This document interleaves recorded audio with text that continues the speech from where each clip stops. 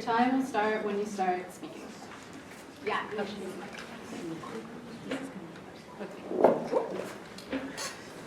Hi, my name is Keisha. And I'm Chelsea.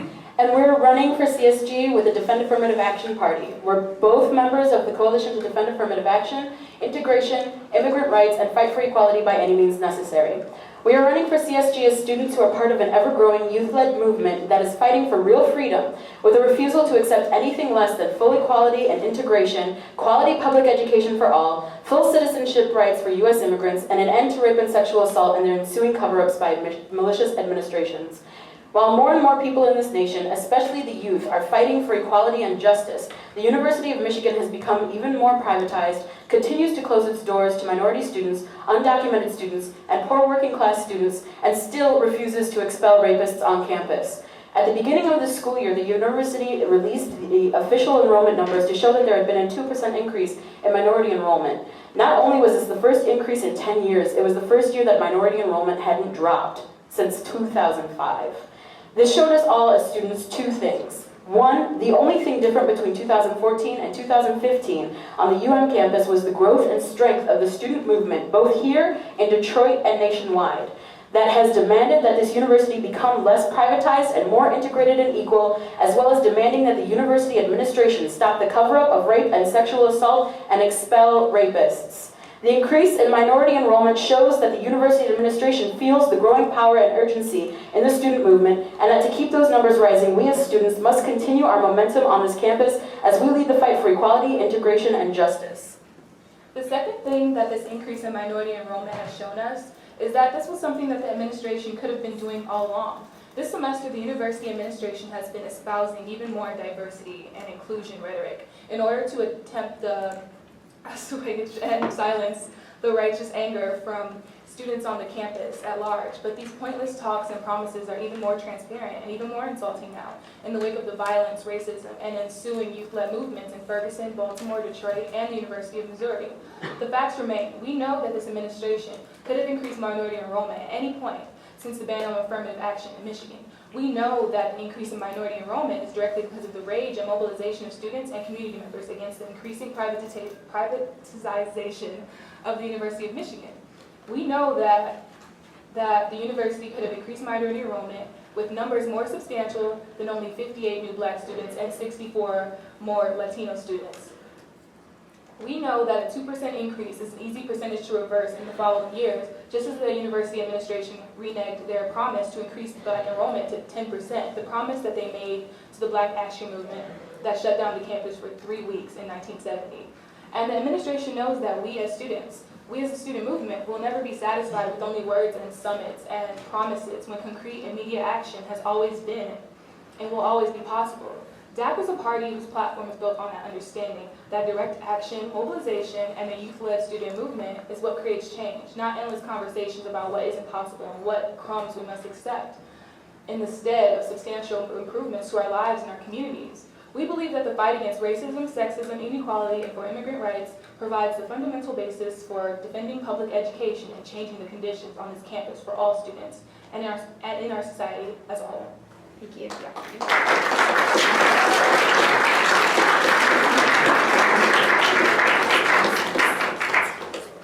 All right, next up, New Michigan. And just a heads up for you guys, as we didn't mention, we're going to chime the bell once you hit the kind of time limit for all the questions. Awesome, can we begin? Yeah. Fantastic. So first off, my name is David Schaefer. I'm a junior in the College of Literature, Science, and the Arts, and I'm New Michigan's presidential candidate. Hi everyone, I'm Micah Griggs. I'm a junior in LSNA, majoring in BCN, and I'm also the VP candidate for New Mich, and I'm a representative within CSG. So we want to first off by starting to thank the Michigan Daily for hosting this debate and providing a forum on which we can have so many important conversations tonight. We believe that this election is a pivotal point in student life on campus. Despite previous campaign promises aimed at diversifying central student government, the body still represents for many an unwelcoming and unfriendly environment. And having experienced this firsthand, New Mich came together as a group of passionate students who believe that we can reform central student government to make it more inclusive, representative, and productive.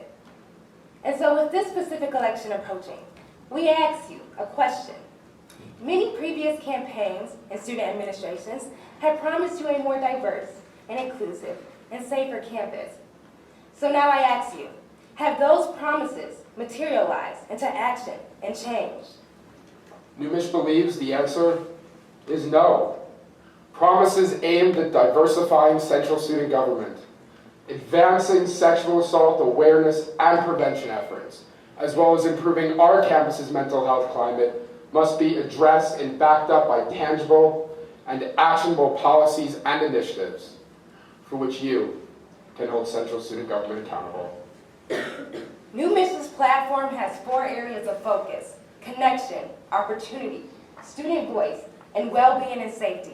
And we're looking forward to talking about a lot of those initiatives today, like getting a student on the Board of Regents, demanding an increase in minority enrollment, expanding CAPS and SafePack to North Campus, fostering a better relationship with the University and Detroit Public Schools, and a leadership stipend to aid lower-income students, and student involvement in organizations on campus. Tonight, you'll hear many promises, and these promises have been made year after year after year, and they're promises that get those candidates elected. But they're promises that are not followed through on. So it's understandable to take what we're saying tonight with a grain of salt. But tonight, and throughout the entire course of this election and this campaign cycle, Micah and I and the rest of New Mich will show you and the rest of the University of Michigan why we are the best people to implement this vision. It's time for a central student government that you can trust. It's time for a central student government that you can look at and confidently say, yes, that represents me. It's time for a new Mich.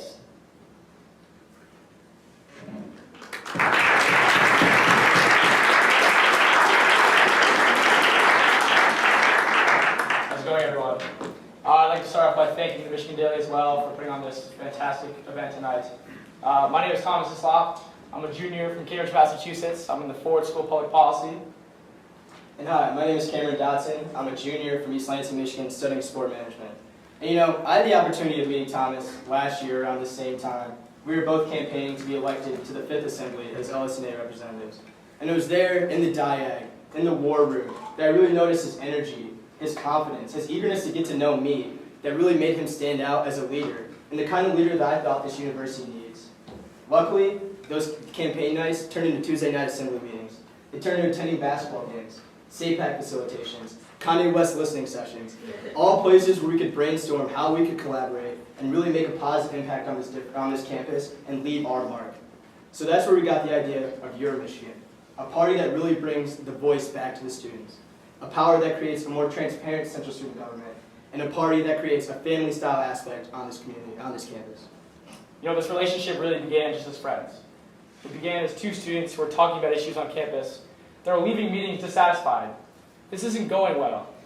We're not being productive. Students aren't showing up. And this early relationship soon blossomed into what it is now, here in Michigan. We decided that central student government should represent all 43,000 voices on this campus. That we need to be reaching out to every voice to make sure that they feel they are heard. When Cam and I first announced, we decided to not put a platform up. We wanted to go out there to groups, to listen to their ideas, to hear their input, to see what they thought campus was like today, see what they wanted to see on campus going forward. And we were amazed what we found. We talked to groups that said, central student government has never come to us. We've never had this conversation. No one's ever asked what we thought. And maybe we don't have anything that's going to change the campus necessarily, but we have some ideas that you haven't thought of yet. Because the fact was, Cam and I don't take the bus every single day to a class in SMTD on North. And we don't lead a club sport on South Campus. So it's so important that we heard those voices. I'm so excited to be here tonight to talk about the important issues that are facing this campus and to find feasible, realistic solutions to those problems. Thank you so much.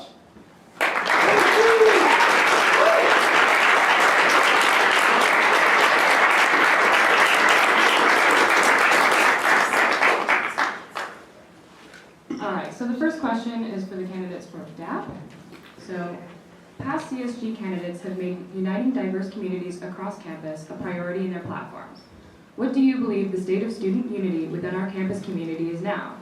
If elected, do you plan on holding any events on campus or putting any initiatives in place with the goal of uniting the community?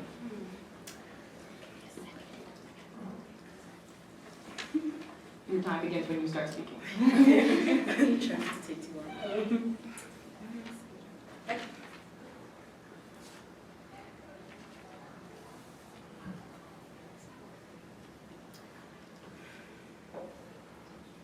Can you repeat the question? I'm sorry.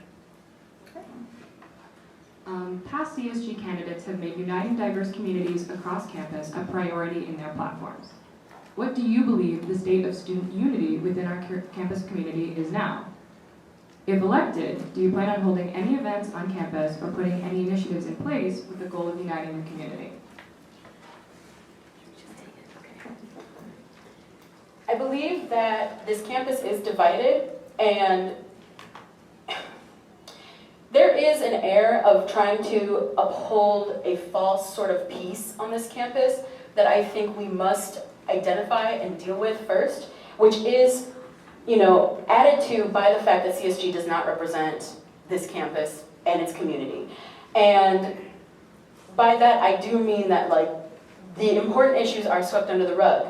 You have this sort of empty friendship with people that you can't expound on and you can't act on. And so these things are never really dealt with. And I think that just by having a more powerful, more outspoken CSG that refuses to back down from important issues and does make sure to stand for students and to talk to students and to go to organizations, to have outreach and just, maybe put out more newsletters and have surveys and things. For example, I was thinking about the budget that CSG has, which is about $600,000, and $200,000 of that right now is allocated to. Sorry. I'm actually gonna let all the candidates respond to that one too, so we can go in the same order that we went in for introductions. Let me know if I have to read it again. I think I'm good. So I think that's a fundamentally important issue, and I do agree with Keisha. I think it starts largely with us. Because central student government isn't an inclusive place, and it isn't a welcoming place, and I think it largely starts with us. In terms of tangible initiatives, one of the things that New Mich calls for, mandatory intergroup and identity relations training for all incoming representatives, as well as CSG executive members, because everyone must be aware of their power and privilege, especially in different social circumstances. On a larger university scale, we hope to hold open Q&As with administrators, with faculty, staff, and students. The diversity, equity, and inclusion efforts were a fantastic step, but they didn't go far enough. One of the major flaws of that we found, it's that they made students go to the administration when instead we should make the administration and staff come to us. It was held on a Tuesday morning at 9 a.m., which is not a convenient time, and it left out a lot of communities on campus, including the Asian American community, which is why we saw the growth of the Project Elephant movement. So I think holding these open Q&As, which is something that we call for, would really provide the impetus to hold administration, staff, and faculty accountable for improving diversity on campus, inside and outside of CSG.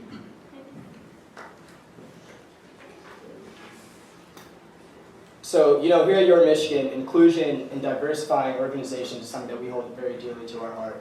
And that starts with going to different orientation groups, going to the Summer Bridge program, and really starting to recruit from those very first steps on campus. So let's go in there, let's get the Michigan Daily in there, let's get Central Student Government, let's get these students excited about making a difference on this campus so we really get their minds thinking and get their gears going and what they can do to help improve this community. I couldn't agree more with David. Let's make sure that our representatives know how to deal with these different scenarios. That's why our representatives are doing an intergroup relations training next week. Because we're going to make sure that before they even go out there in the diag, they are ready to interact with students all over campus. Let's make sure that student government goes to the students. Let's make sure that commissions are meeting in Pierpont on North Campus. Let's make sure that commissions are going to East Quad. Let's make sure that we have town hall forums so that students feel comfortable coming to CSG. So there's a little bit of music, a little bit of food. It's a little more welcoming than the cold community concerns that currently exist. Thank you.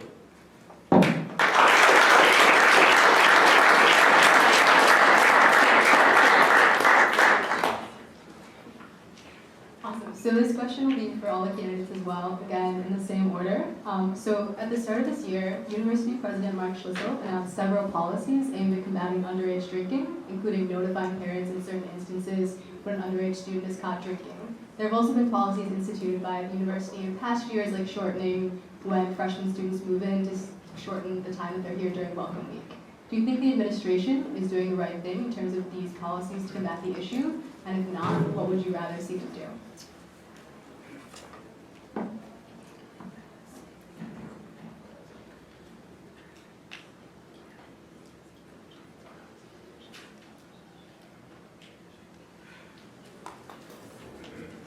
So the first thing I want to say is I do think these are good initiatives, that it shouldn't be a point of focus for when students, new students, incoming students come onto campus, that they should be thinking about drinking and partying, because that's not what we come to Michigan for.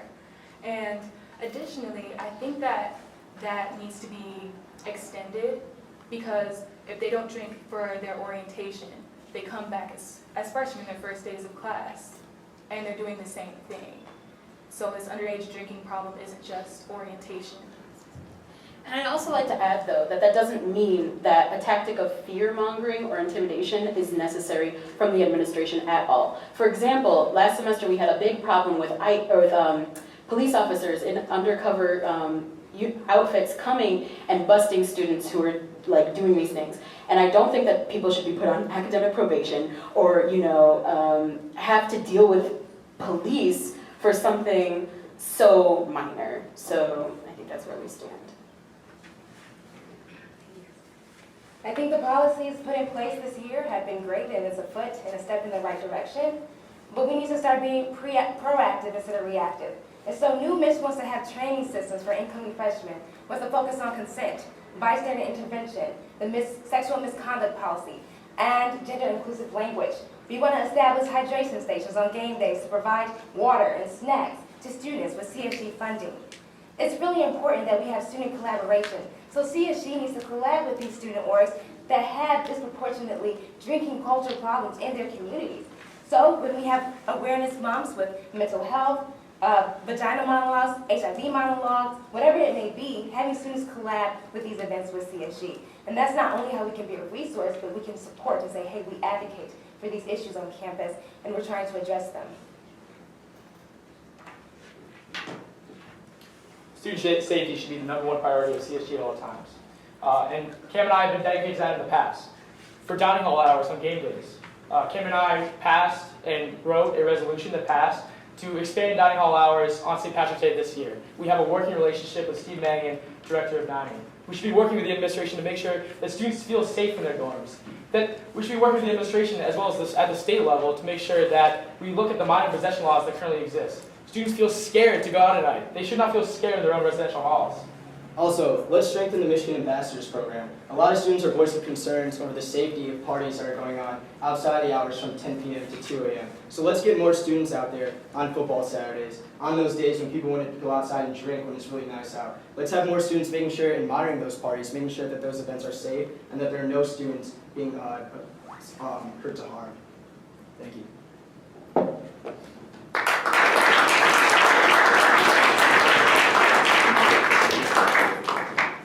Okay, so the next question is about experience. So for many of the initiatives this year, CSG has worked closely with the Office of Student Affairs, Office of Conflict Resolution, as well as the University's Board of Regents on several initiatives.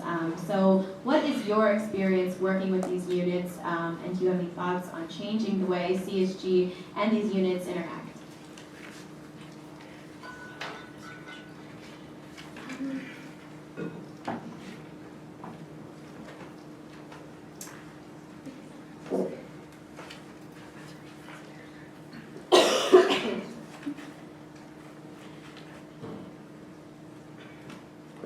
I feel like these questions tend to underestimate the experience that we have, that we all gather just by virtue of being students, and also from our activities outside of CSG.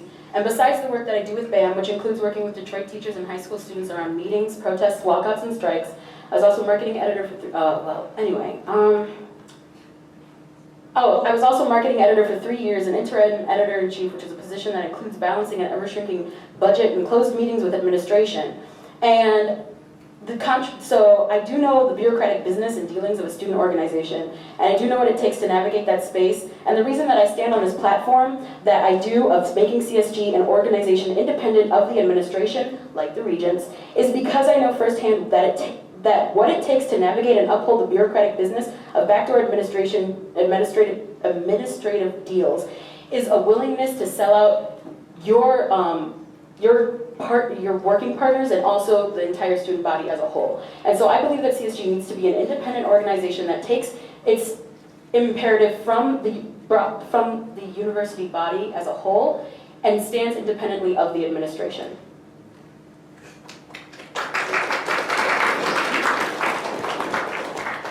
So to answer your question, to start off personally speaking, I'm proud to say that last year I was trained as an Office of Student Conflict Resolution student facilitator. So I previously worked with Oscar and I've undergone extensive training in conflict resolution as well as identity training.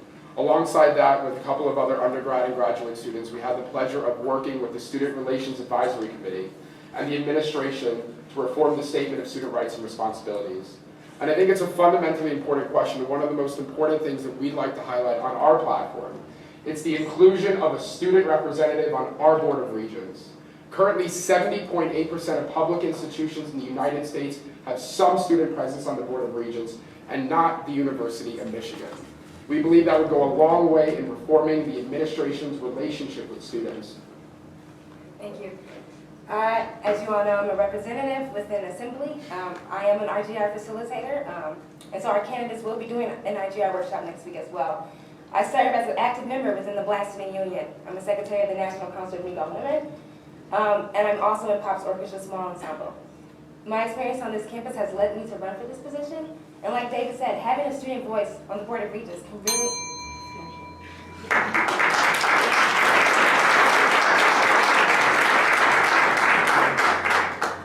I won't list off my resume items. I've worked as hall counsel and things like that. But in the past couple of weeks, I've really been able to work very closely with administrations such as the League Director and Michigan Union Board of Directors. I'm looking at the upcoming Michigan Union renovation. As a part of the Students Renovations Advisory Committee, a committee that's comprised of Central Student Government students, students from MEBR and also from BBM, we've really been able to work well with this administration. They've been really receptive of our ideas and the things that we want to see moving forward. So I think implementing more organizations like that, more oversight organizations with student leaders and also administrators more relevant to whatever that position is, will go a long way. Cam and I have working relationships with Mary Jo and Wolverine Wellness, with Steve Manning and Dining. It's so important to have these relationships early on with the administration because it opens a door. But there's another way in which experience is important. Experience as a duo. Cam and I are the only people on this stage that have worked together in the past, that have passed resolutions that we've written together in the past. That's so important because we know how each other works. Cam is an idealist, I'm a realist. Together, we are an incredible duo. I'm sorry, you're an idealist, but it's... So we really believe that we work together, we have a working relationship, and that's so important in that office. Thank you.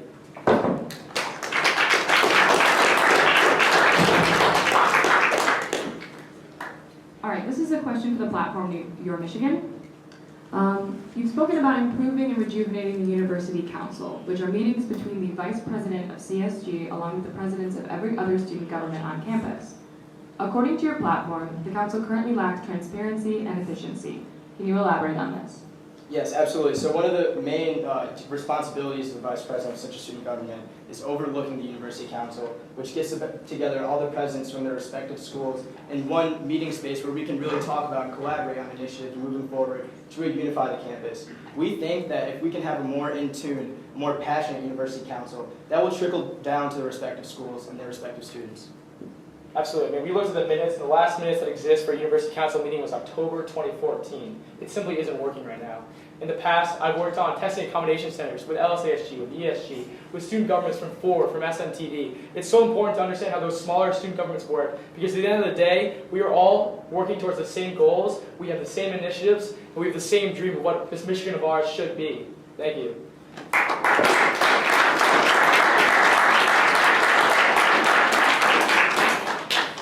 I have a follow-up question. We have a follow-up answer. All right. So one more time for the follow-ups. You have 30 seconds to respond. So my question is, what currently, concretely exists with an interaction between CSG and those smaller governments right now? Well, right now, what is supposed to be happening is the University Council, and that's something that we want to change. We really want to make sure that all the presidents are coming to these meetings and attending them and being attentive and really spreading those messages that we're talking about there to their respective constituents and the rest of their boards. We think that getting these leaders more engaged, really getting involved with what central student government is doing, as well as what the rest of their schools on this campus are doing, will really go a long way in unifying the campus and really getting a more transparent student government for all. Thank you. Okay, so this is a question for the New Michigan platform. So a big part of your platform is getting a student on the Board of Regents. And the kind of legal circumstances surrounding that are pretty complicated. Students at this university have tried before and have run into some issues where getting someone on the Board of Regents who can vote would require amending state law. How do you plan to overcome that obstacle or have an alternate option given that law? Okay, thank you for the question. So over 70% of the universities around the country have a student on their Board of Regents. And so we know the illegality of that, right? We cannot put a voting member on the student of the Board of Regents, but we can put a non-voting, we can't put a voting member. We can put an ex officio on the Board of Regents. We can put a committee member on the Board of Regents. And the reason why we're stressing this so much is because if we put a student on the Board of Regents, they can stress the importance of increasing minority enrollment. They can stress the importance of having on-site admissions at Detroit Public Schools. Last year, Ohio State put a student on their Board of Regents, and they were able to double their CAS budget and get 18 more counselors. Now, that's something that we can do. Michigan is far behind on this. We can also expand Safe Path funding. We can stress that we need funding for outreach programs. And so we understand that we would have to change state laws if we get a voting member. But we're not asking for that. We're asking for a non-voting member on the Board of Regents.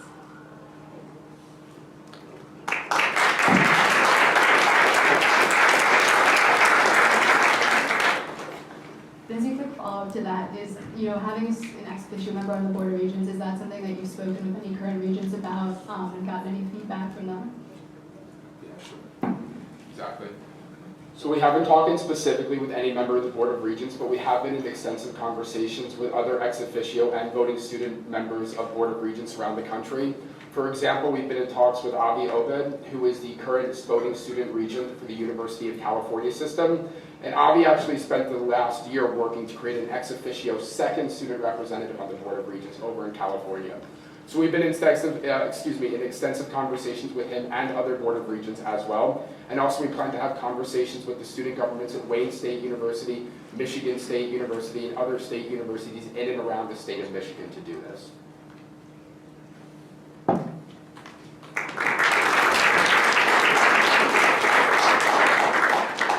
Dap, this question is for you. Your platform hasn't been released yet officially for this year, but we were wondering, based on your platform last year, what would you do? You mentioned eliminating SAT, ACT, other standardized tests from the university's admissions process of what would be considered. Are there other things or different things based on admissions that you would want to change or modify as part of your platform? Is that something you're considering? I'm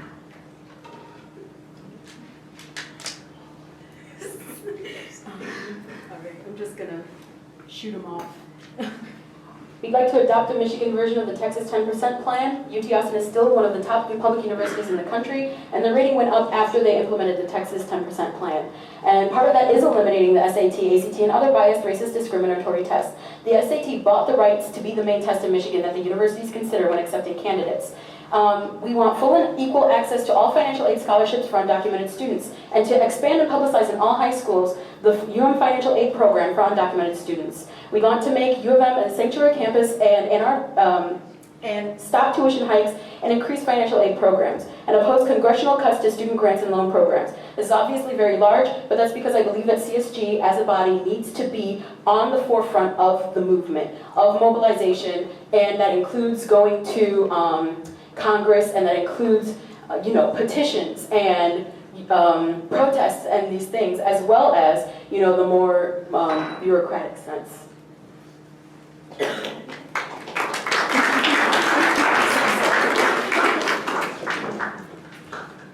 And then Daph, just a quick follow-up to that. Can you speak at all to specifically how you go about making that happen, and specifically also to working with administrators? So when we say not working with the administration, we mean no backdoor deals, no secret meetings that aren't, in our platform we also have said that any meetings with the administration need to be open and to the public, there need to be minutes, it needs to be publicized so that people can come and people can voice their opinions, because we are not an organization as CSG that stands alone. We are not on an island, and we're not in a bubble. So that's one of the main things that I wanted to say about working with the administration, is that if they want to meet us, we will work with them. But if they are only saying that they can't do anything, as if that is true, then we have no reason to accept that, and we need to keep focusing on making this campus better for students and standing with them and for them.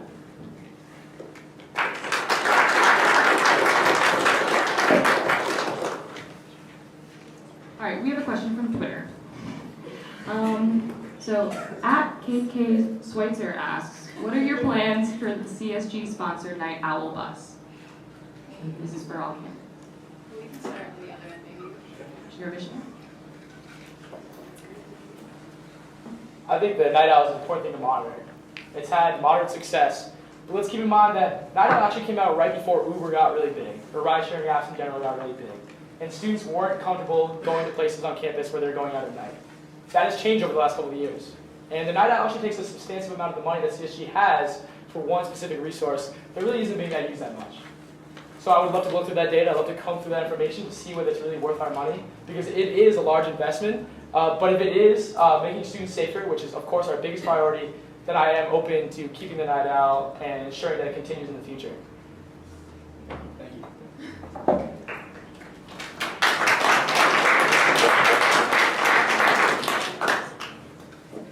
Absolutely. No, I do agree with Thomas in the sense of the importance of looking into the data about the Night Owl, how many times it's been utilized and used by students over the last few years. And I think it's fundamentally important to understand the relationship between transportation, especially at night, as well as student safety on and off campus. And I think an interesting idea that we should pilot and that we should further, and that students have come up and talked with us about, is a possibility of expanding Safe Ride as well as Emergency Ride in terms of pickup and drop-off locations, as well as hours in use. So that's a possible alternative to the Night Owl program, especially if the Night Owl program isn't heavily utilized.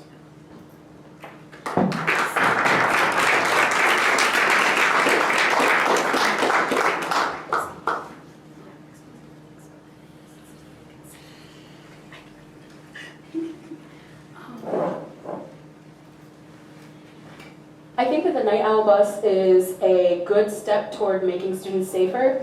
And I think that one thing that CSG can begin to do, and this is what I was going to say earlier, is when it comes to funding and when it comes to the CSG budget, putting out a survey for what students would like to see from CSG with the reserve that CSG keeps. And if that means that students think that Uber has taken the place of the Night Owl bus, then so be it.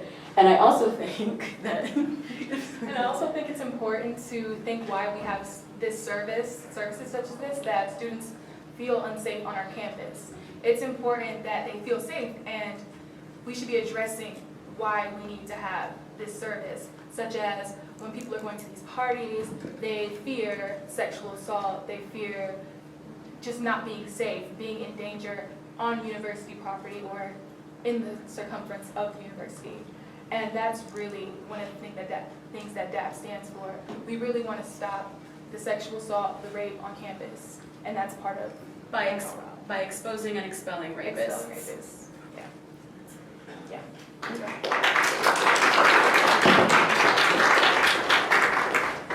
All right, another question from Twitter, this one also for all candidates, and we can go in the same order we did last time.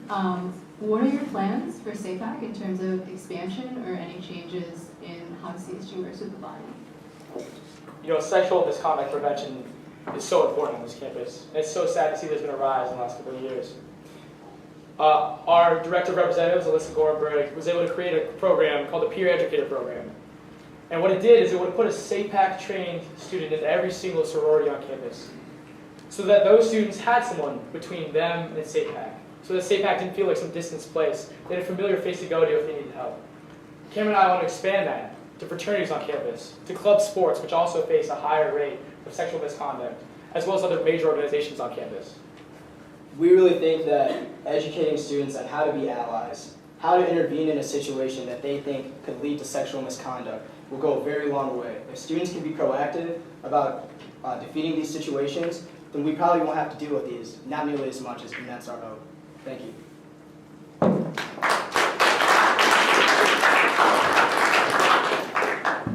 Last night, new Miss candidates had a SAPAC Ally Training Workshop. And what was shared was that 22% of women and 7% of men face sexual assault on this campus. And so what New Miss plans to do is to have training systems for incoming freshmen with the focus on consent, bystander intervention, and gender-inclusive language. We also want to expand the SAPAC Survivor Care Fund. That Survivor Care Fund is used for survivors for hotel rooms, changing locks, hotel expenses, etc. And SAPAC has came to us saying we need more funding. We want to establish a liaison between SAPAC and CSG. And not only with CSG, but with all of the residence halls on this campus. So there's a lot of things we can do. And those statistics were horrific. And we need to work to change that.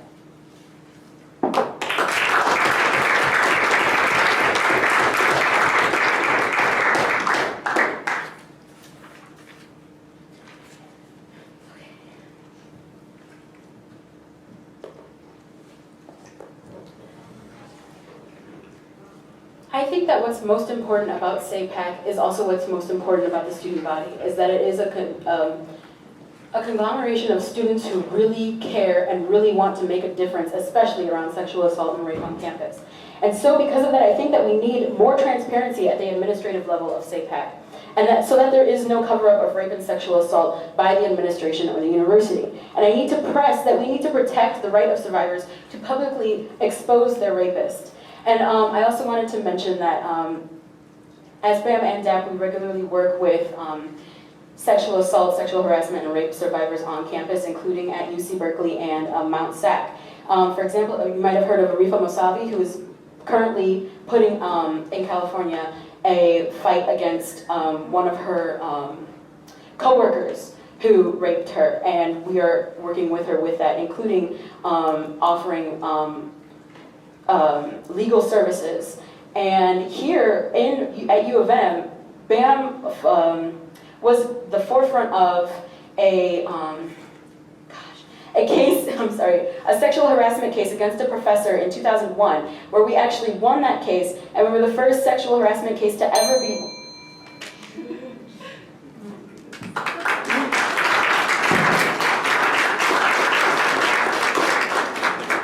Quick follow-up for Numish.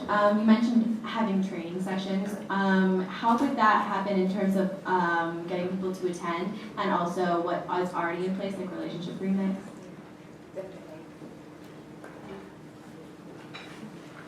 Awesome. So students have come up to us and they've talked to us about the inefficiencies and ineffectiveness of relationship remix.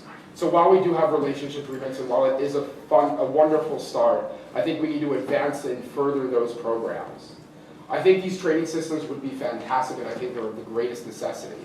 Consent is a term that is often misunderstood by a lot of students. The university is also in the process of changing its sexual misconduct policy, and students have a right to understand what those changes are. And those are the fundamental importance of these training programs.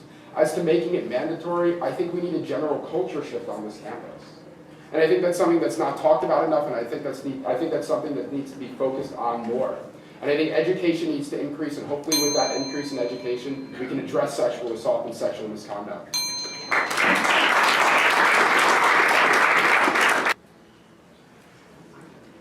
This question is for your Michigan.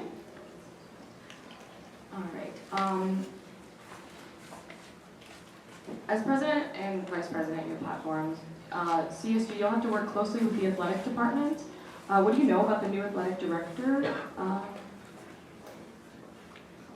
Sure. So I don't know his biography by heart, but Ward Manuel went to the University of Michigan. He was under Bo Schembechler. He then was UConn athletic director. And I think a lot of the ideas that UConn has actually can be really used efficiently here. Every year, CSG parties bring up the Maze Range, and they talk about how we need a lower bowl that is all students. That's simply not feasible. Alums are on the other side. They pay a lot of good money for that. It's not going to happen. But what do you really want when you go to a basketball game? You want to feel connected with the students around you. You want to feel like you're part of something bigger than yourself. So how do we do that? We move the upper bowl seats that currently exist behind the basket, and we put them behind the maze ridge. And we give up 130, we give it to the public at large, and we connect the lower bowl and the upper bowl, thereby making one unified section for the student body. That way, when the student in the front seat, when they stand up, all the way in the back you stand up too. You feel like you're part of something that's truly bigger than yourself. Ward Emanuel was an advocate for students at UConn. I expect him to be an advocate for students here, and I will make sure that students' voices are heard here. Students care about sports here. It's a huge part of the culture. I want to make sure that's continued next year. Thank you. Go ahead. That's good. Thank you.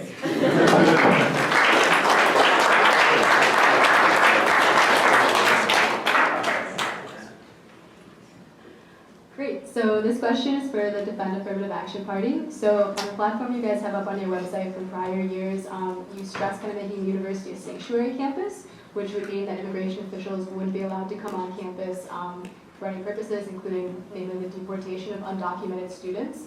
Can you speak a little bit to why you think that should be a priority for CSG and how you might work with outside groups to make that happen?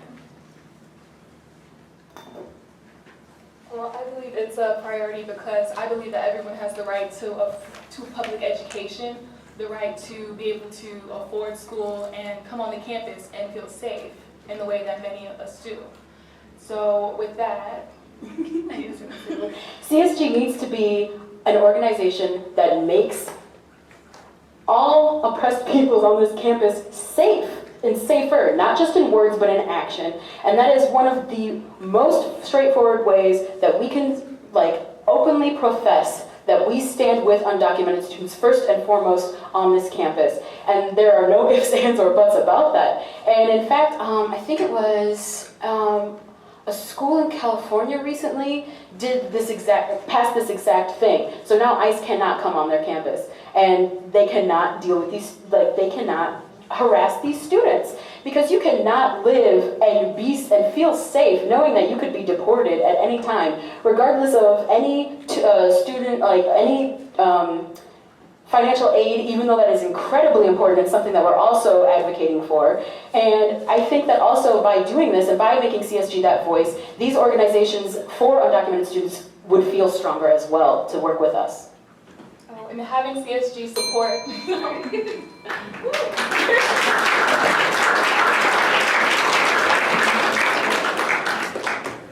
Follow-up question? So the student organization, by any means necessary, recently worked with members of CSG to craft a resolution about a sanctuary campus. Can you explain your experience with that?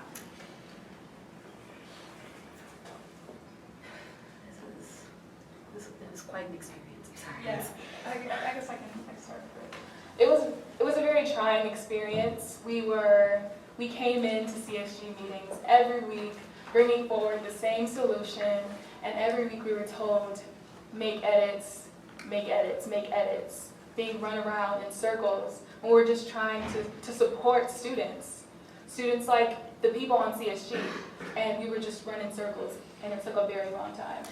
But I will say that the final vote of, what was it, 10 for, 11 against, and 12 abstaining, even though that is you can see how close it was to passing, and it really gives me hope for what CSG can be as a body of the students, for the students, and standing with students. It only took one more vote for it to pass.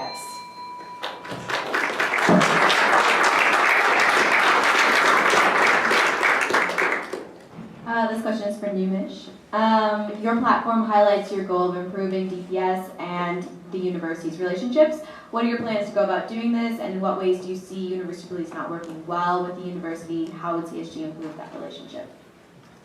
Just to clarify, do you mean Detroit Public Schools DPS or Division sorry. of Public Safety and Security? DPSS. I mean DPS, sorry. DPS. Two questions Wait, in one. DPSS or DPS? DPS, so, Wait, sorry. they're two different, yeah. University police. Oh, DPSS. Okay. DPSS. Yeah, DPS, sorry. Definitely. So we wanted, on Numish platform, we have a few initiatives to improve that relationship. Right now, it's not as strong as it can be. So one thing is to have emergency texting system with DPSS. So at any time of the day, you can access DPSS. Also having community patrol officers. So at Rutgers University, they implemented this, and they had students be service officers in high-risk areas like the bars and around residence halls when it was late at night. That way you can approach a student and feel comfortable. And then they can relay that message to DPSS. Absolutely. Just because we understand that it can be intimidating to approach a predominantly male police force. And the goal of these community patrol and community service officers would provide the impetus for students to feel that comfort, to approach students if they're in need of help. And that's what students deserve. Students deserve to feel as if they have the resources to feel safe and secure at the University of Michigan, and not every student feels like that now, and that is a problem.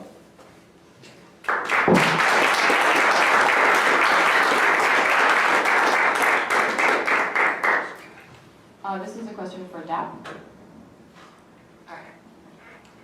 At a November 2015 protest in solidarity with the students of color at the University of Missouri, some students said they felt the university professors were not providing a space for students to reflect on the events at the University of Missouri. Do you think policies can be strengthened or created so professors can provide students with time to express their concerns? If so, how do you envision CSG playing a role in this? I think that one of the biggest things that gets overlooked with professors is that professors have opinions too, and that they also would like to feel like they can be safe in standing up with students, and that in this sort of like, in this harmful and oppressive climate that we do have at the University of Michigan, many professors who stand with students of color, who stand with the protests that are happening, don't feel like they can safely say anything in their classes or commit any time to it. And I think that CSG can be a voice for them as well, and to let them know that they have every right to stand up. And this is also one of the reasons why we really push for a student government that is independent of the administration, who would not like that at all, because they are the ones who are making professors feel unsafe with any opportunity that they might get to give those voices and give those spaces to students of color, to minority students, to LGBT students, and students who have these issues and who need to be able to speak about them in a place that is about public education.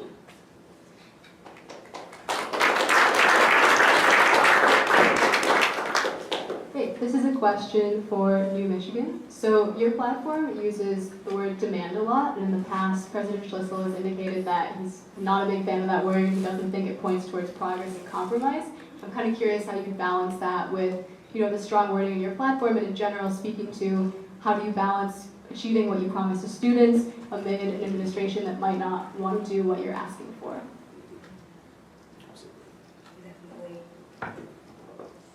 So there's one initiative on our platform in which we were not going to change the wording of it at all, and it's demand and an increase in minority enrollment.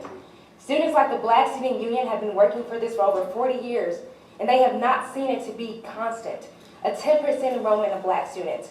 We came to them and they said, this is our initiative, and if you put it on your platform, put demand and an increase in minority enrollment.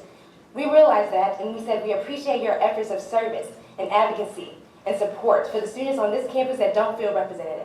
So yes, President Schlissel does not appreciate that word, but Black Student Union and other student groups on this campus have been demanding it. First they requested it, and then they demanded it. Absolutely. And going off of that, central student government is a very special thing. But at the same time, we need to be very sure that we don't usurp so much of what has been done and set in motion, like Micah said, by other wonderful student organizations at the University of Michigan.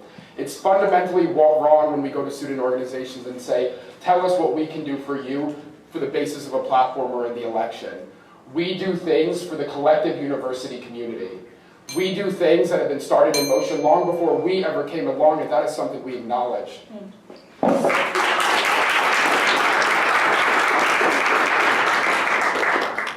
Okay, so for Your Michigan suggested uniting all Big Ten schools. What does this mean to you as a party? So looking to other Big Ten schools and really figuring out what works and what doesn't work. So as far as the SAPAC Statement of Rights and what the university uses, we really want to look at other Big Ten universities and look at their sexual misconduct policy in hopes of really aligning it with theirs and looking forward to really dismantling the kind of miscommunication that there is between the SAPAC State of Rights and universities. We should use other schools as examples. And the policy that was just brought forth by New Mich is a perfect example of this. Because demanding a 10% enrollment of African American students has been ruled unconstitutional by the Supreme Court. That's a quota system. What we need to do is take realistic steps to increasing minority enrollment on this campus. We need to be looking at inner city students in Detroit and Ypsilanti and Flint, reaching out to them and making it clear that this is a realistic goal, that block M is attainable. We need to be subsidizing groups that go to those places, not demanding. We need to be working with the administration, working with the Board of Regents to get this increase in minority enrollment.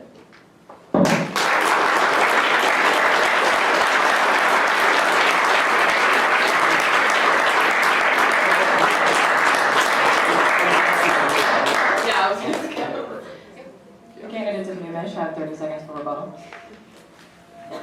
Awesome, thank you. So I just want to clarify that nowhere in our platform do we specifically enumerate a 10% increase in minority enrollment. We don't say that. We say demand an increase in minority enrollment, not a 10% specific rate.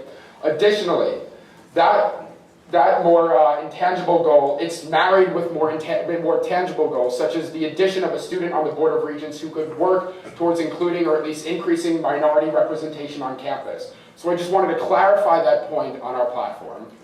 The student on Board of Regents was just the need for on-site admissions at Detroit Public Schools and funding for outreach programs. We have actionable and tangible goals. Thank you.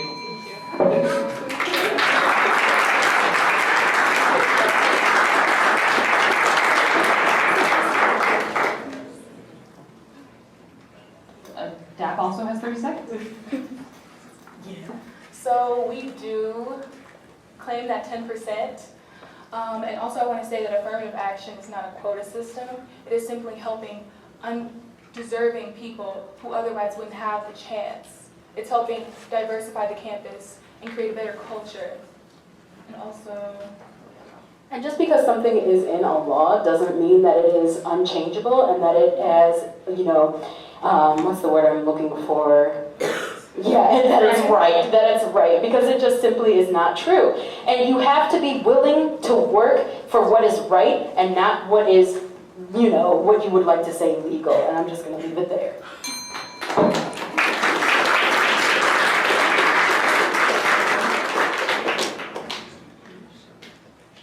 All right, this is a question for all candidates, starting with your Michigan. Issues of mental health have been brought up multiple times through the semester in the Assembly, especially the availability of resources for students on campus. What do you still think is left to be done on this issue? Okay, so Todd Sevick, the director of CAPS, came to the Assembly last Tuesday and really spoke about and stressed the increased demand for students and mental health resources on this campus. With all the emerging groups, such as Wolverine Support Network, Athletes Connected, and the recent 20 to 25% increase in demand of students who need help, we need to really make sure that we're expanding the resources that CAPS had. And this comes with the upcoming Michigan Union Innovation. We actually just authored a resolution that urges the administration to prioritize CAPS needs in that upcoming innovation, really making sure that those rooms are clean, they're collaborative, they're innovative, and they're really welcoming to these students that need help. Thank you.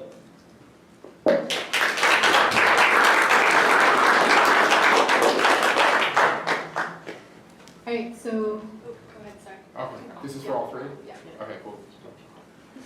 So mental health is something personally important to me, and it's something that I've been proud to spearhead both last semester and this semester. But I do completely agree that it's fundamentally important that we increase the number of resources at the University of Michigan. The current gold standard for the ratio between students and counselors is 1 to 1,000. At the University of Michigan, it's only 1 to 1,300, and that is not okay. We need an increase in at least 11 new counselors, and that is something New Mich is prepared to fight for and work for. We have a wonderful relationship with Dr. Todd Sevick, the Director of the Counseling and Psychological Services, and at the beginning of this debate, Micah made a fantastic point, talking about the student region at the Board of Ohio State, in which that student's cause was mental health. And that student advocated for mental health increase, and in the last year alone, they doubled the CAPS budget at Ohio State and increased 18 new counselors. If that could happen at the University of Michigan, it would be a very successful year. And that is something we look forward to continuously advocating for, both inside and outside of CSG, inside and outside of the classroom, because every student deserves to feel mentally safe here. To have equal access to these resources, because where you live should not determine your access to these resources. It's as simple as that.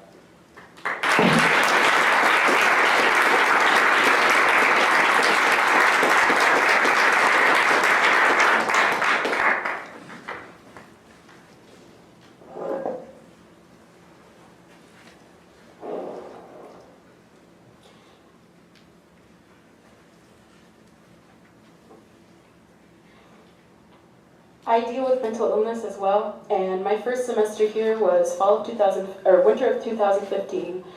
And I just remember how much my depression and my symptoms really spiked. And I did try to commit suicide during that semester. And the thing about that is, it was not something that just happened. You know, it wasn't because I left home. It was because of the isolation and the alienation on this campus that so many of us feel but don't have serious conversations about. And we need to talk about it, and we need to do something about it. Because what happened, mental illness is intrinsically linked with what you are dealing with in your life. And if you are on a campus 24/7 that does not care about you and does not let you know that they care about you, but rather lets you know that they don't care about you, you're not going to care about staying alive. And that includes, socioeconomic status, that includes race, that includes all of the difficult conversations that CSG is known for ignoring or sliding past. And it's time for that to stop, period. And that is why, again, this is something that needs to be dealt with on a larger scale than just trying to get somebody to see a counselor for a day or a week or getting them on medication. This is something that needs to be dealt with all the policies of increasing minority enrollment, making this campus safer for women, LGBT students, students with disabilities, people of color, and safe for all students. Sorry, my side.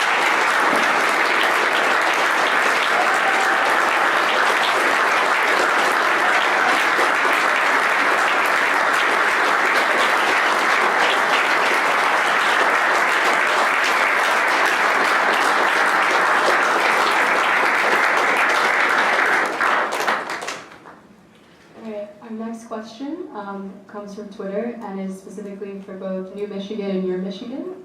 So they're asking, it seems like New Mich and Your Michigan's platforms have a lot of overlap.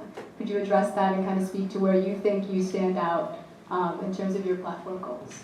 We can start with New Mich.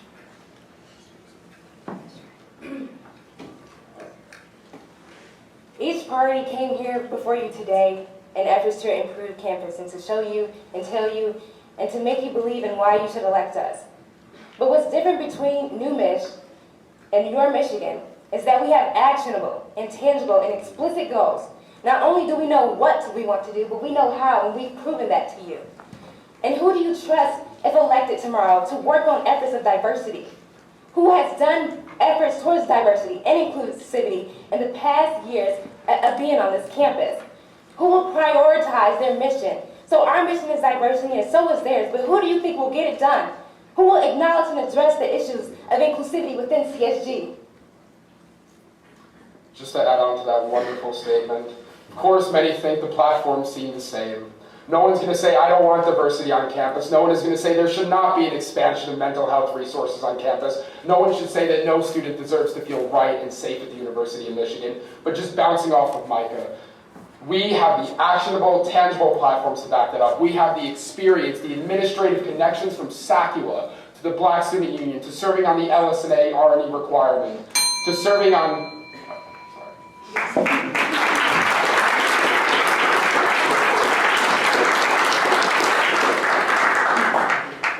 I think the difference really starts between the chemistry that Your Michigan really has. So, Thomas and I already talked about the friendship that we have. We've been co-authoring resolutions. We've worked together for the past year. But it extends past that. Our whole family has a very tight-knit style. We really want to listen to each other. We really want to use each other's experiences to reach out to other students to hear them out and really move things forward. Every candidate that we're running for re-election has authored a resolution. Every candidate that we're running is very close with us. We went through a very rigorous application process to make sure we were really grabbing the most passionate, the most caring, the most hardworking students that we could find. Students that really mesh into the UR Michigan family. You know, I'm glad that they brought up tangibility, because I think the difference can't be any more clear between tangibility and pure idealism. It's just not possible. It isn't tangible. I'm going to pull out right now that we've run through their platform and we've looked at the potential cost of this. There's an executive discretionary budget every year of $36,000 per semester. But we think alone that their college leadership program would need a 50% increase in the amount that would be needed from student tuition. That their CSG tailgates alone would cost $10,000 to $15,000 a year. Not on top of the dining. This is important, so I'm going to keep going. That the extra dining hours cost $8,000 to $10,000. I can go all day. The fact is, this is not going to be found in our budget. It's not feasible. Let's talk about tangible change on campus.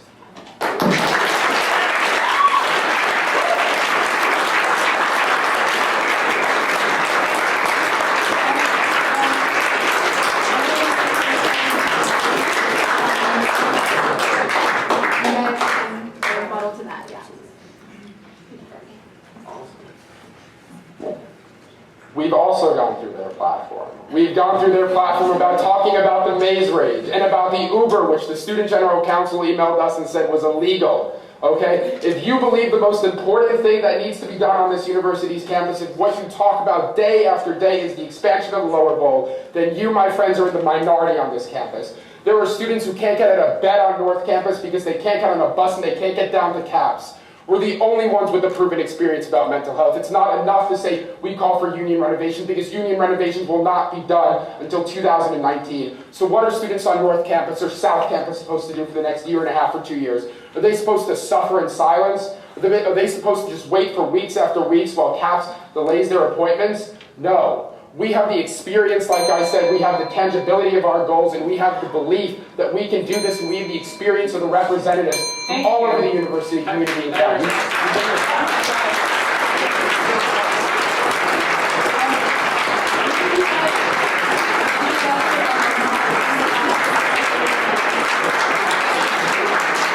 You know, just got another lovely 30 seconds of rhetoric. Where in that description do they explain how they're going to find these funds? And I'll go through it again. $10,000 to $15,000 to host these CSG tailgates by the stadium that, by the way, are not going to be helping the students that are most at risk anyways. The extension of the current dining hall process. The college leadership program, which would demand a $5 per student increase in fees. Right now it's $9.19. You call it Colgate University, just implemented it. They increased fees for 50% of students for every single student. So again, I ask, where is this money coming from?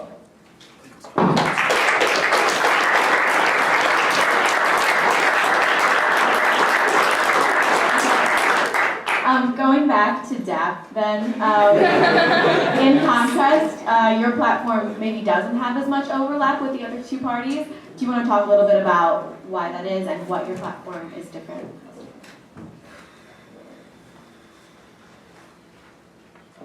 Well, first of all, I want to say that money and bureaucratic deals in business are not the answer to serious substantial change that you can make just from talking, just from being more open, just from reaching out. Those things don't cost money. They just don't. They cost time.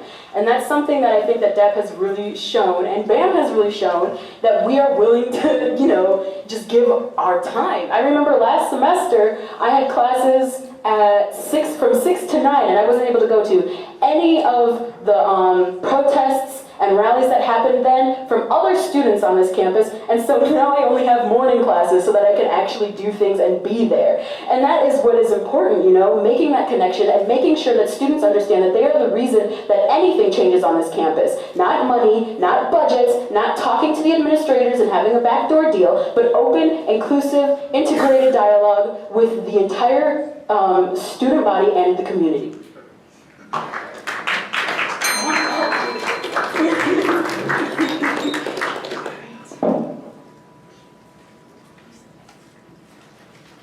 Central student government's operating budget, this is a question for all candidates, by the way. Sorry, should have started with that. Question for all candidates, starting with your Michigan, central student government's operating budget is approximately $400,000 per semester. About $9 per student is put into CSG's budget for their utilization. What goals and plans do you have for how students can see an effective return on that investment in CSG on campus while they're here? Well, we would like to talk about how the 55% of that goes directly back to student organizations through SOFC. And SOFC was incredibly successful this past year, seeing a 99% success rate, which is great. And so what we'd like to see is more transparency, really getting these students out and talking to the representatives, talking to the executive board about how they'd like to see those funds used, what they would like to see with those organizations, how we can better allocate that money to the students' use. When students feel as though they're being included and their voices are being heard, that's when they feel as though they know where the money's going. And that again is why we need to have commissions on North Campus, have commissions in East Quad, to make students feel as though this is a welcome space for them, that they can understand what's going on at CSG. And again, it goes back to this increase that occurred. It used to be 50%, now it's 55%.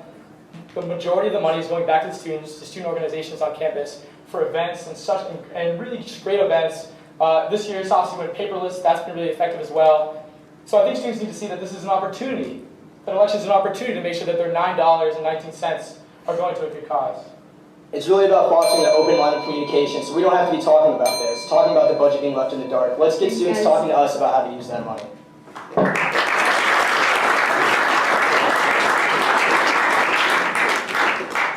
So absolutely, finances are extremely important. There are over 1,525 student organizations at the University of Michigan, more so than any school or college in North America. And they're what drives this university, and one of the great things about CSG is the funding.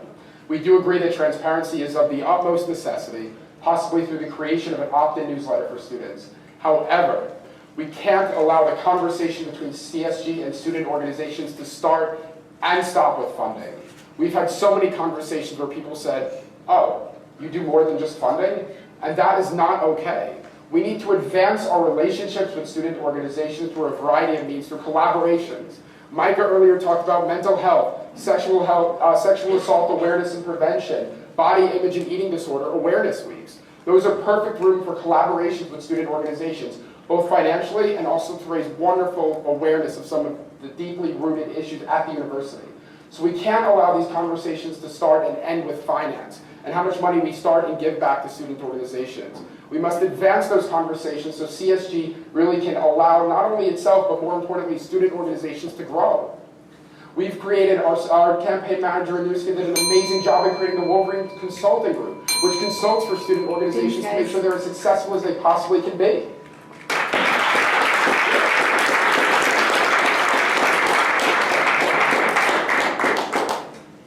While student orgs get hundreds of thousands of dollars through SOFC, it isn't enough.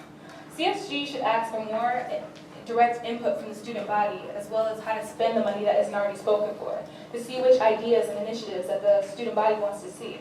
For example, if CSG wants to keep a reserve of funds in case they want to do something, it should be as simple as sending out a survey, asking what students would like to see, as well as possibly putting out a newsletter saying what CSG is doing with the money. It adds incentive to those events. And it really helps students understand what CSG is doing, because I believe a lot of the student body isn't really aware of CSG as a body, and that's because they're so disconnected from the campus.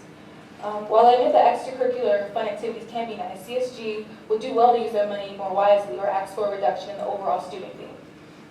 The university does not properly or responsibly allocate its resources and money. Many organizations, especially the ones designed to combat the plagues of the university, are underfunded, whilst universities that serve the interests of the university and the university's image are overfunded. Non-revenue generating organizations, especially the ones that have the courage to put the issues of campus on blast, deserve protection and funding.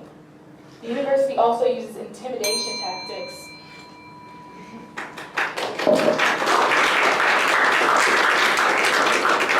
So, quick follow-up question on that one for all the candidates. A lot of you have different features in your platforms that are going to cost money. Do you believe that CSG's current budget, semester is at about $400,000, is enough to cover all those initiatives? And if not, how are you going to raise the additional funds? And we can start with New Michigan. And then go to DAP and then your Michigan.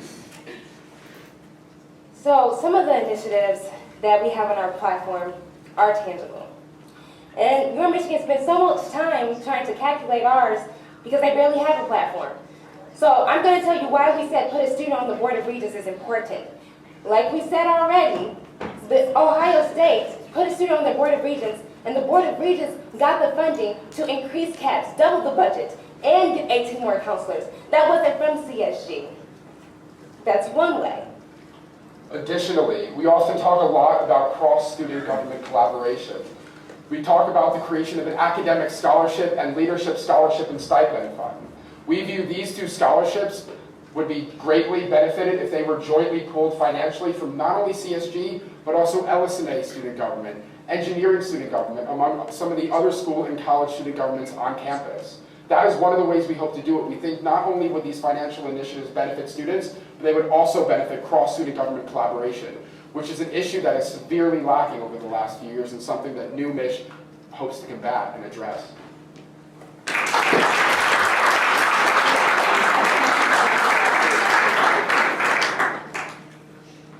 Okay, so I believe that one thing we really need to do is make demands of the administration.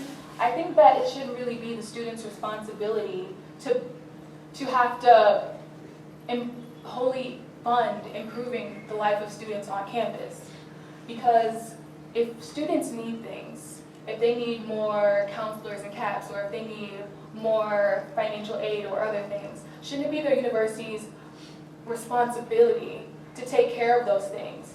If we have a limited budget in CSG and when we're thinking about where is money coming from, shouldn't the university rise to that challenge and try and help us and look at what the students want and meet those needs instead of having us look within ourselves to spend the small budget that they've allocated when the needs are clearly larger than that budget?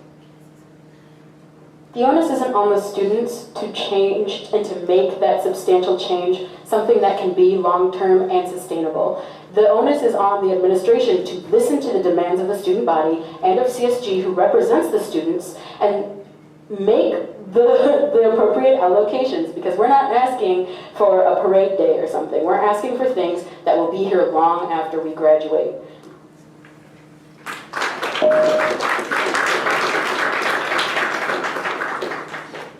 Our apparently non-existent platform has a lot of tangible ideas. And it also stresses cross-school collaboration. And it also stresses things like homecoming and things that really wouldn't cost that much money, wouldn't expand the student fee. We don't want students to be paying for textbooks for other students. We want students to be using that money to be able to help themselves again through organizations. Not only do we have a platform, you can find it on yourmichiganparty.com, and you'll see that it is the only one that is financially feasible. It is the only one that understands that CSG has a budget. That is something that we need to understand. We've looked at what's possible and what's not possible. We've realized that we're going to be asking questions of the administration, of the Board of Regents at times, for certain projects. But to go and write a platform that demands an increase for minority enrollment, demands an increase for funding of SOFC, of state PAC, of CAPS, that is not a platform, that is a list of demands. We need to be looking at how we can constructively get to these goals.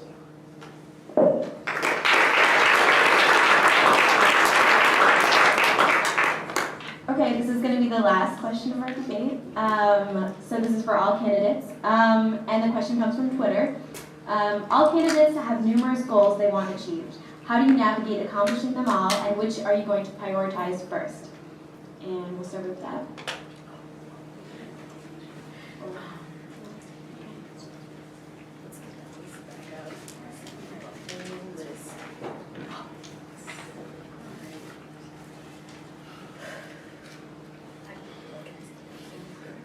Well, first we need to increase minority enrollment, because that's a promise that the administration has sat on for over 50 years. So I'm just going to start with that. And you want to continue? Yeah, I would really love for the administration to actually go through all the promises and the things that were said at events such as the Diversity Summit. So We're not the only ones with promises that we have. exactly, part of that is eliminating the SAT, ACT, and other biased, racist, discriminatory tests. And we want full and equal access to financial aid and scholarships for undocumented students. And we want to support graduate student research assistants in their fight to unionize. We want to double minority enrollment. We want to adopt a Michigan version of the Texas 10% plan, especially in Detroit schools. We want to stop rape, date rape, all forms of sexual assault. We want to punish and expel rapists. Show that this is what the university stands for. We want to defend public education, stop tuition hikes and privatization, and demand that the university make explicit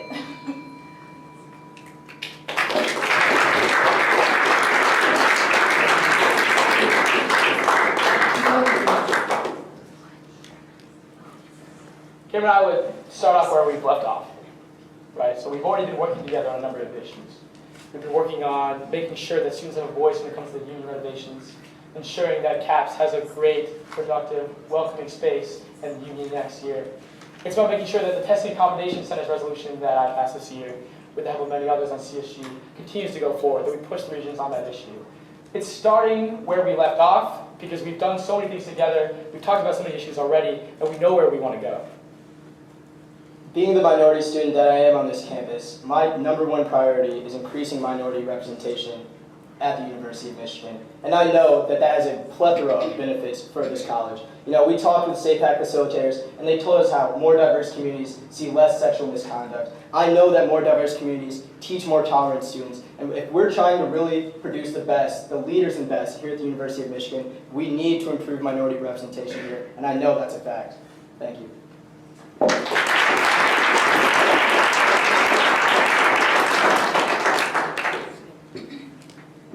So yes, we have a lot of things on our platform that we'd like to accomplish, but I think it's so important to stress that these are not mutually exclusive, and a lot of them are inextricably bound to each other, and they go hand in hand.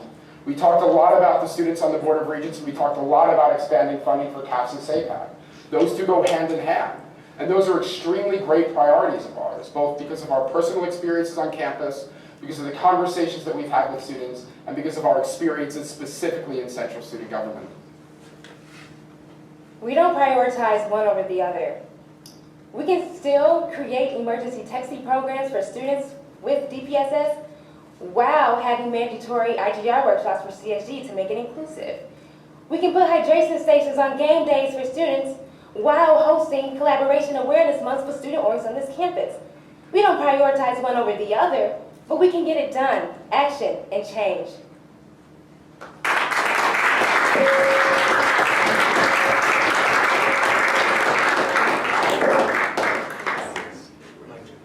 All right, now the candidates have 3 minutes each platform for closing remarks, starting with New Mich, and then going to Your Michigan, ending with Dow.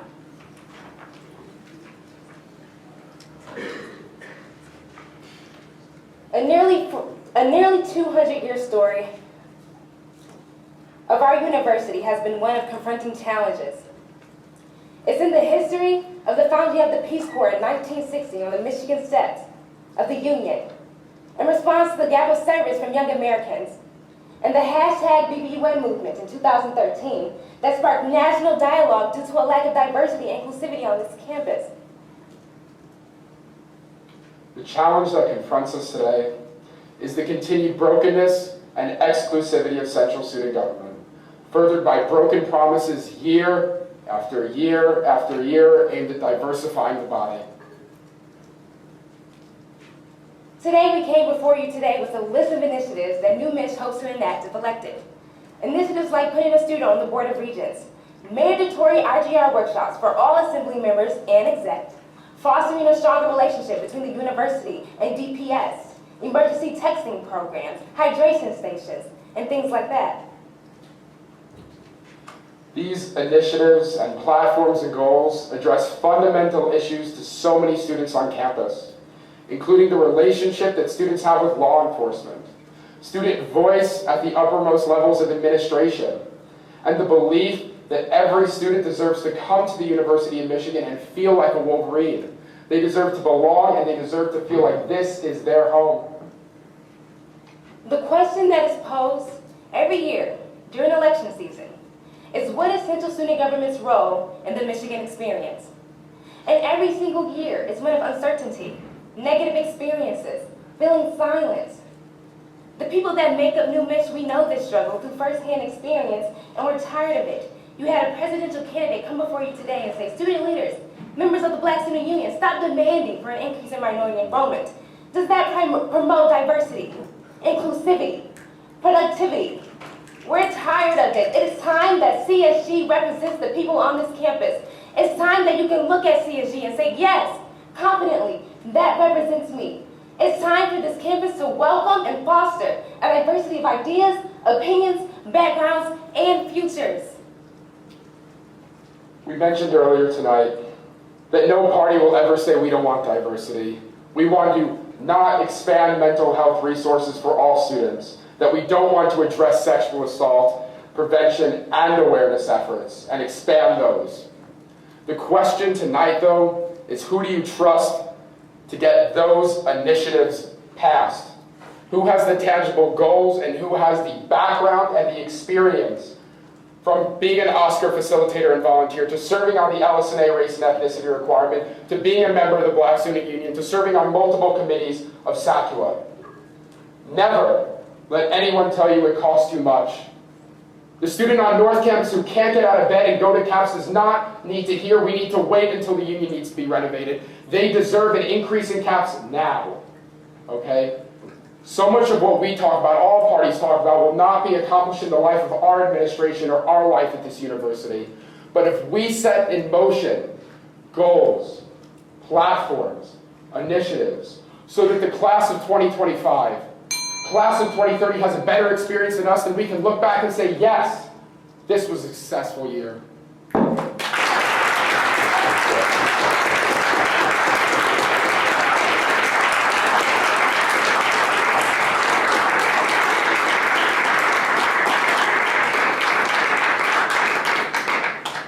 I came to the University of Michigan with no agenda.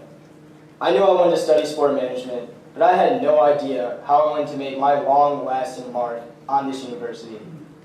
It was after my completion of the Bridge program, interacting with such a diverse population of students, a more diverse population of students than I've ever interacted with before, having both positive and negative experiences that really motivated me to immerse myself in this culture and really develop myself into one of the leaders and best. I took that motivation and ran with it, getting involved with a diverse, widespread variety of organizations. And it's really there where I found a passion for collaborating with other students, constantly putting myself in their shoes, and also teaching them what it's like to be in my shoes. And I think that's really why I'm here today. I want to provide that opportunity for other students to grow. I want to provide that safe, that empowering, that intelligent community for every student to find their way, because I know how easy it is to get lost. When I was 7 years old, my mom wrote a letter to college friends in which she wrote, "Although my children are of course beautiful and brilliant, I am surprised to find them more proud of their compassion and kindness." I lost my mom the summer before I came to college, the summer before I came to the University of Michigan. My mom was a single mom. She was hardworking, she was driven, she was persistent, sometimes she got a little angry. She was incredible. She raised me and my two sisters. She would make breakfast in the morning, she would go to work, and she'd be home to make dinner. She had an immense impact on me and left an immense hole in my heart.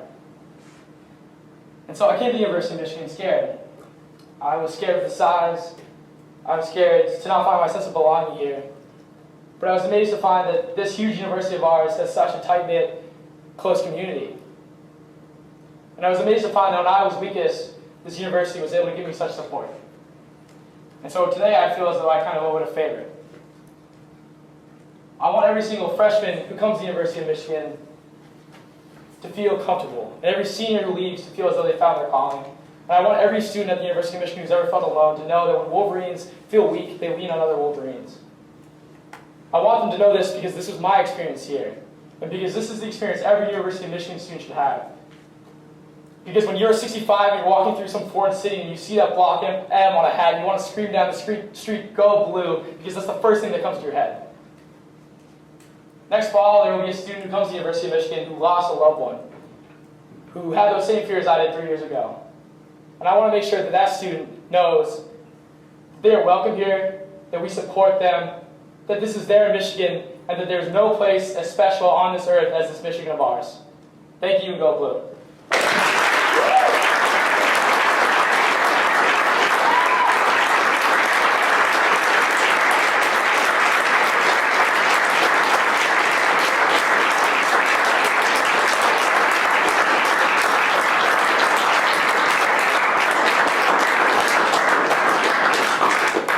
Hello. So I would like to say that my experience as a woman, as a minority student on campus, as a minority in my own field, as a computer science major, I have not experienced what you have experienced. And coming from this different background, I feel that the university isn't equipped to handle students from different backgrounds but find their place at this university. And I just really believe that that's what I want CSG to be, and that's what one of the things that we're fighting for. For too long, CSG has been both a mouthpiece and a scapegoat for the administration, cutting student protests and demands down before they can reach the administration and dissolving as many attempts to hold the administration accountable for their abhorrent deeds as they possibly can. This is absolutely unacceptable from an organization whose members are supposed to reflect the needs and the demands of the student body they represent. This fall, DAP proposed a resolution to the CSG that would demand that the university announce its support of undocumented students and its refusal to cooperate with ICE and deportation investigations, as well as expanding the measly $450K scholarship for undocumented students and extending it to graduate undocumented students. We gathered the hundreds of petition signatures for the resolution, and we, along with students and community members, spoke at the CSG meetings for 4 weeks in favor of the resolution.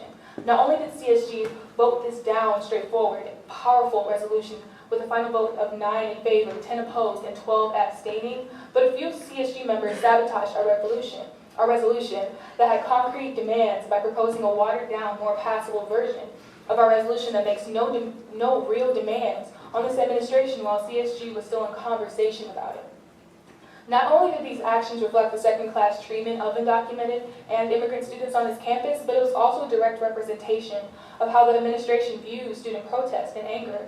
Those saboteurs saw the destruction of our resolution as a political move, but one that only served the interest of the administration, because now this resolution that demands concrete action will never have to pass anyone's desk.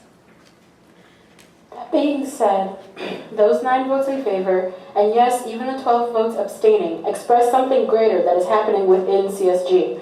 Not only did we bring this conversation about undocumented students to CSG for 4 weeks straight, our resolution forced them to take some action, more than they ever would have if left to their own devices. This conversation and action is absolutely vital in the wake of Donald Trump's racist and Islamophobic and bigoted campaign as a presidential candidate of the U.S. strengthens the resolve and determination of racist conservatives, as we saw at the KKK rally in Anaheim, where anti-racist counter-protesters were stabbed. Conversely, CSG, along with the entire student body, must stay resolved and determined as well, like the students and teachers in Detroit whose direct actions, protests, and walkouts led to the resignation of emergency manager Darnell Early, and now the 10,000 Boston students who also walked out to demand quality public education and the end of privatization. And we must all make the decision to mobilize and continue the fight for equality, justice, integration, and democracy that we all know we deserve. With that, we aim to make CSG a place for open and honest debate about the questions we have as a society, as well as a place to find answers and support that will move us forward as a university. It is absolutely necessary for CSG to operate as an organization that stands with the students, not with the administration, that CSG members act and stand firmly on the interests of the students rather than their own selfish career interests or interest in maintaining a false...